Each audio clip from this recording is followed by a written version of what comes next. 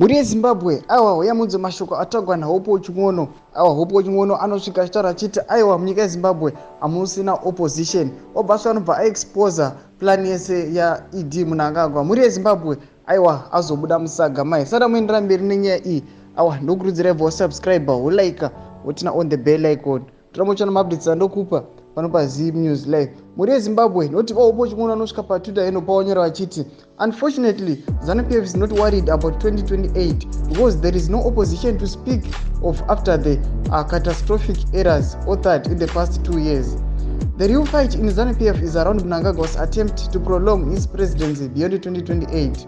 In its present state of affairs, the opposition can only think of 2033. It is an unpopular truth that should be said. This can only change if the opposition understands what needs to be done and how it needs to be done. Ndo mashoko anoita kwa Hopewell ching'ono achiti aiwa nyika yeZimbabwe hamusisina opposition nekuda kwezvakaitika in the last 2 years. Achiti nokuti aiwa Emmerson Mnangagwa akatoachiva zvaida kuachiva. Saka tonoona pamashoko ataugwa naHopewell ching'ono pane anosvika achipindura achiti there are no useful opposition parties in Zimbabwe right now. ZANU-PF has a solid majority and no one to oppose the ZANU-PF agenda. It's solely up to ZANU-PF folks to get things done. Saka vanhu vanoya vachiramba vachipindura, mumwe anoya achiti it is not about having the solid majority but about stabilizing the sick economy and restore legal tender. It's about fighting corruption and not the inconsistent policy game by the failing finance ministry. With the solid majority, dzidzo should be on reasoning.